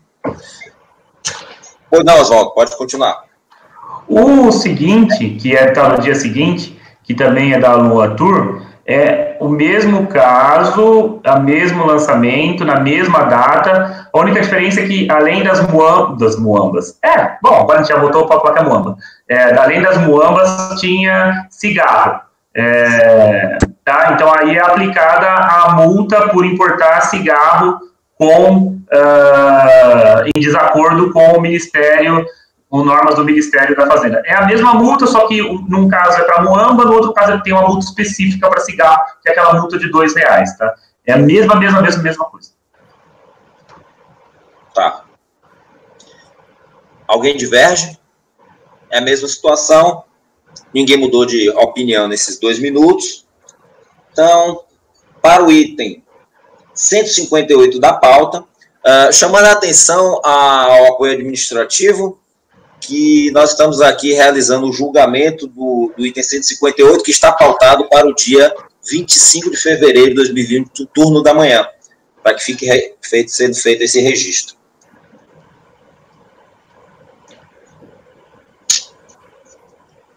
Oswaldo, você colocou alguma coisa de diferente, a gente conversou sobre isso, não foi? Que fez com que esses processos ficassem separados na... Porque... na questão dos códigos. Né? Eles estavam com códigos distintos, aí por isso que eu acabei separando eles. Bom, Oswaldo, ainda está com você, ainda temos 10 minutinhos. Coan Indústria Gráfica, o que é que você me diz? Acho que dá, embargos. Embora eu esteja dando efeitos infringentes para ele, mas não... Já vai ficar claro o que acontece. Esse processo... Posso começar, presidente? Por favor. Esse processo foi um processo que nós julgamos lá atrás. Foi o meu primeiro ou segundo processo que eu coloquei em pauta, que era sobre classificação fiscal de agenda, de calendário, calendário, blocos, por uma gráfica, tá? E isso, agenda, calendário, blocos, livros e publicações e revistas de uma gráfica. E isso culminaria com a incidência ou não com o acreditamento ou não de IPI, porque parte das saídas são NT, né? O que impediria aí o creditamento. E o que acontece? Após o julgamento desse processo, lá ficou constatado, em parte do meu voto, em que na verdade, a discussão entre livros e publicações é a seguinte: tem um ex-tarifário no IPI, para publicações voltadas à publicidade, em que há incidência de alíquota zero, e para outras publicações que são NT. E aí, no meu voto, como era pedido de crédito, eu considerei que não havia provas de que se essas revistas e publicações eram ou não voltadas à publicidade. E por isso eu neguei provimento ao recurso, e vocês me acompanharam nesse ponto, justamente por insuficiência probatória. Só que o que o contribuinte está alegando em embargos? Ele está alegando que lá em sede de manifestação de inconformidade, ele trouxe um volume do processo com várias revistas que ele publicava, várias revistas e livros que ele publicava, mas que na hora de fazer a digitalização desse processo, essas revistas e livros não foram para os autos, não foram digitalizados, e é o relatório. Voto. Como descrito no item 1.8 acima, a embargante apresentou embargo de declaração em que alega nulidade do acórdão acima por omissão das amostras dos produtos por si fabricadas, enviadas em envelope pardo ao lado da manifestação de conformidade para o órgão de fiscalização. Porém, tais documentos não foram digitalizados e incluídos nos autos para análise desse conselho. É exatamente o que eu acabei de falar. Ele diz assim: olha, eu trouxe documentos que você não analisou, eu trouxe livros e revistas, exemplos dos meus livros e revistas, que você não analisou, até porque não foi digitalizado. No acórdão embargado, esta turma, em especial este conselheiro, manteve a glosa dos créditos pleiteados sobre a produção de revistas, jornais e periódicos por carência probatória. Isto é, dispõe o acórdão embargado que não há prova nos autos de que os jornais, as revistas e periódicos produzidos pela recorrente são voltados para a publicidade e, consequentemente, classificados no EC 01 dos subitens 4902-1000 e 4902-9000 da TIP, tributados com alíquota zero. E aí eu cito o meu acórdão em que eu digo exatamente o que eu acabei de dizer. Entretanto, a embargante descreve, e bem, que entregou à fiscalização a amostra dos materiais por si produzidos como um anexo da manifestação de inconformidade, sendo que tais documentos foram apensados ao presente processo ainda enquanto físico. Esse processo era físico, foi digitalizado. E aí eu cito aí folhas 16, que é uma página da manifestação de inconformidade, em que ele coloca lá como anexo 5, anexo 6 e anexo 7, amostras de agendas, blocos, respectivos de notas fiscais, amostras de jornais, revistas, informativos, respectivos de notas fiscais, amostras de cartilhas. E aí, folhas 181, que é o recebimento desses documentos pela fiscalização. Caminha juntamente com esse volume um envelope pardo que, conforme despacho de folhas 178, contém amostras juntadas pelo contribuinte. Ao que tudo indica, os documentos apresentados pela recorrente não foram coligidos aos autos eletrônicos por mero erro de digitalização, sinal que adquirirás de certeza ao observarmos que há no e-processo um volume A1V1 com folhas em que se encontra escrito DOC 6, bloco, DOC 7, jornal, encarte informativo, revista, e DOC 7, cartilha manual. Ou seja, se vocês pegarem o e-processo e abrirem esse volume A1V1, vocês vão olhar que tem só a primeira folha do anexo. Tem lá a primeira folha do anexo, aqui tem bloco, mas os blocos não estão digitalizados. A segunda folha do anexo, jornal. O jornal não está digitalizado, nem o encarte, nem o informativo, nem a revista. Assim, admito, conheço e dou provimento aos embargos de declaração com efeito infringente para converter o julgamento em diligência para que a unidade preparadora traga aos autos cópia integral dos documentos corrigidos pela recorrente com sua manifestação de conformidade, em especial aqueles inscritos no A1V1, e, posteriormente, intima a contribuinte para se manifestar, devolvendo o processo a esta casa para julgamento, e é como voto.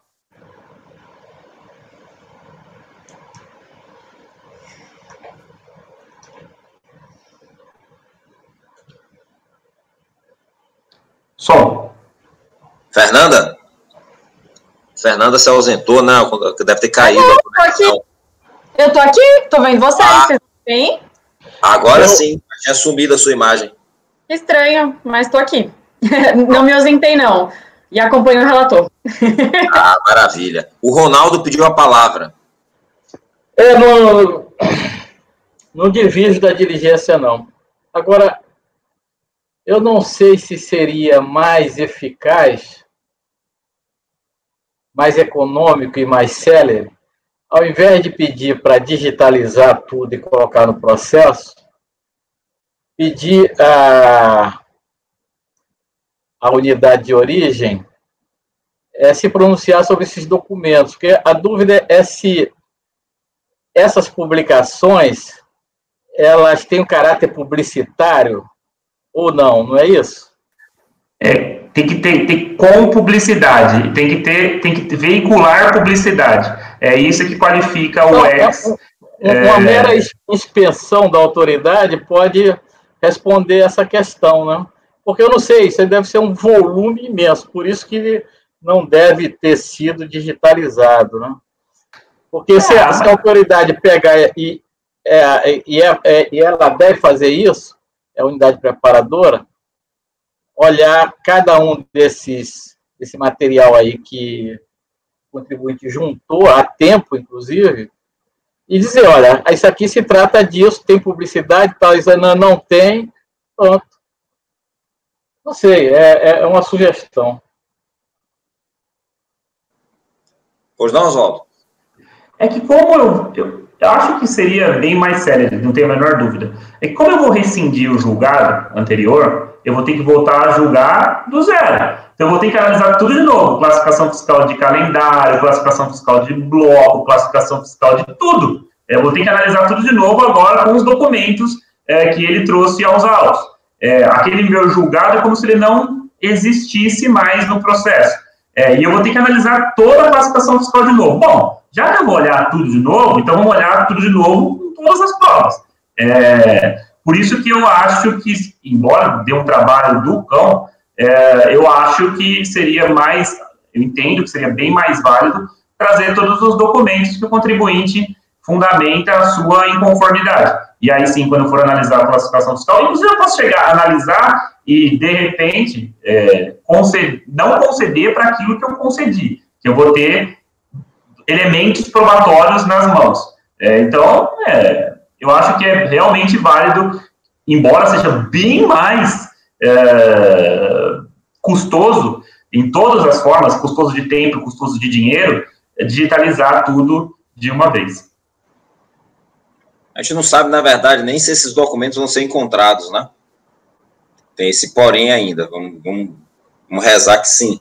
Mas o que é que acontece aqui? Aqui seria um caso de nulidade do acórdão, né?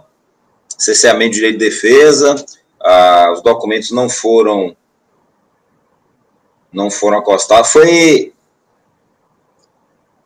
Porém, a decisão, depois de analisar, pegar isso aí, pode ser que a nossa decisão seja para dar o crédito. Então, nesse caso, a decisão seria favorável ao contribuinte e a gente não precisaria declarar a nulidade, né?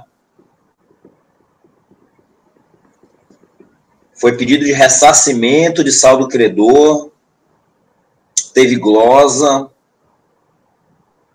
Então, pelo que eu vi aqui, foi feito um procedimento fiscal, né, Oswaldo? Não foi despacho eletrônico. Foi, procedimento fiscal.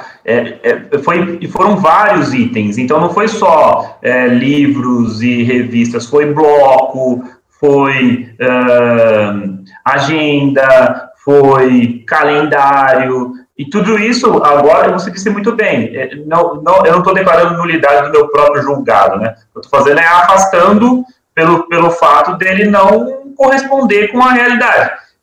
Isso vai trazer de volta o processo para a gente para analisar. Ou seja, eu vou ter que proferir nova decisão. Aquela minha decisão deixou de existir no mundo jurídico. Passou a existir essa decisão de embargo de declaração. Quando voltar o processo, eu vou ter que fazer um novo acórdão de recurso voluntário. E é por isso que eu disse, não vai haver nem reformar-se impégios. Se eu neguei lá se eu concedi lá no acordo anterior e negar aqui, não tem reformar-se impégios, porque eu estou proferindo a minha própria decisão, entendeu? Aquele julgado deixou de existir. É como se fosse um nada no mundo jurídico. Eu acho que a Ariane teve algum problema de conexão, né? Ela acabou de informar que caiu. Acho que ela tá voltando. Ah, tá. Tá voltando já. Na verdade, o Ariane voltou. Eu tinha, na verdade, falado de nulidade da decisão da DRJ, né? A autuação não foi. A autuação fez a fiscalização e entendeu que só poderia dar esse crédito. Glosou 323 mil. Quando foi a manifestação, aí foram os documentos comprobatórios, para comprovar a tese. Aí foi nesse momento que a DRJ fez o julgamento sem apreciar esses documentos. Esses documentos não estavam lá, não é isso?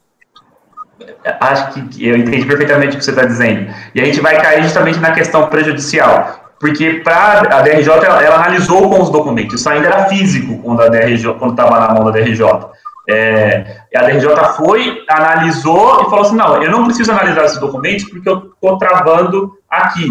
Antes disso, eu estou travando a discussão aqui. Então, se realmente, quando voltar e eu decidir que esses documentos podem conceder o crédito, eu vou ter que mandar a DRJ superar o obstáculo para julgar de acordo com os documentos. Mas isso eu não sei. Eu não sei ainda. Das decisões então, vai ficar para o futuro. No momento aqui, a decisão seria apenas converter o julgamento em diligência para a gente poder analisar, e aí é que a gente vai ver que procedimento a gente vai tomar. O que é que vai... Entendi. Ok. Temos mais alguma esclarecimento? O Leonardo, né, pediu a palavra? Não, super breve, Lázaro. Na verdade, eu concordo com a diligência, mesmo porque é possível que ela volte e a gente descubra que sequer houve nulidade, que ela apresentou todos os documentos que tinham disponíveis, né? Então, eu não sou contra a nulidade, não. Nesse caso, super favorável, a adesão correta. Tá. Ronaldo? Nos embargos de declaração, o contribuinte, ele alega haver omissão no nosso acordo. Não é isso? E, por isso, ele está pedindo a nulidade do nosso acordo. E é isso que nós estamos concedendo. Ele não pede a nulidade, porque ele entra com embargos por omissão. E eu estou reconhecendo a omissão. E ao reconhecer a omissão, eu estou dizendo, aquele meu julgado realmente não analisou todas as provas dos autos. Eu preciso proferir um novo julgado. Mas ele pede nos embargos o quê? Para a gente suprir essa omissão só ou nulidade? Porque no voto, o conselheiro começa assim, como descrito no item 1.8, acima, a embargante apresentou embargos em que alega nulidade do acordo acima por omissão de amostra dos produtos. Mas é do acordo da DRJ que ela está pedindo, está falando? É o efeito. Pelo que... leia aí o seu primeiro parágrafo, Oswaldo. Ela pede como efeito da omissão. Ela diz omisso e, porquanto omisso, é nulo. O nosso acordo. Isso. E eu estou dizendo, é omisso. Então, nós vamos declarar a nulidade do nosso acórdão para proferir outro acórdão? Não, mas aí é dado integrativo, né? Não precisa de nulidade. Eu acho que a gente poderia votar a diligência, né? Porque se for diligência, a gente não precisa nem... Não, eu sou favorável à diligência. Agora, eu não entendi esse pedido do contribuinte para declarar, porque, de qualquer maneira, o nosso acordo será superado, né? Será superado. e não seria, ou seja, se existe uma grande possibilidade de ser alterado o conteúdo da decisão mesmo, porque nós vamos examinar esse material que ele teria juntado, mas que não foi levado em conta nem pela DRJ, nem pelo colegiado. Pelo que o Oswaldo falou, a DRJ viu, porque o processo era físico. Não, mas ele viu, mas não chegou a ponto de analisar. Justo, ele parou numa questão anterior. Ele falou assim, eu não preciso nem analisar esse documento, porque com certeza NT. Então, eu acho que nós vamos proferir aqui um acórdão, né, decidindo para declarar nulo o acordo da DRJ, para proferir outro acórdão, superando aquele obstáculo que ela mesma ergueu, levando em conta aqueles documentos juntados, para a gente depois proferir o nosso acórdão. Agora a gente só vai falar de resolução. E eu não sei, porque pode ser que aplique o 59 parágrafo 2º. Pode ser que eu receba os documentos e fale, o contribuinte tem razão mesmo, estou superando a nulidade, aí sim se aplicaria a causa madura e julgaria o processo. Não sei. O que vai acontecer, eu não sei. O que precisa acontecer, eu sei. Está lá no meu voto. A questão aqui, ela para apenas na diligência. A gente tá apenas isso que a gente vai decidir aqui. Fazer a diligência, receber o material. As consequências disso vão ser discutidas depois. Ok. Esclarecidos, todos prontos para votar. Alguém diverge do voto do conselheiro Oswaldo? Acordam os membros do colegiado, por unanimidade de votos, em acolher os embargos de declaração com efeitos infringentes para sanar a omissão apontada, convertendo o julgamento em diligência à unidade preparadora da Receita, nos termos do voto do relator. Ok? Bom, pessoal, com isso, pedir apoio administrativo para encerrar a gravação, pedir ao Leonardo para encerrar a gravação também.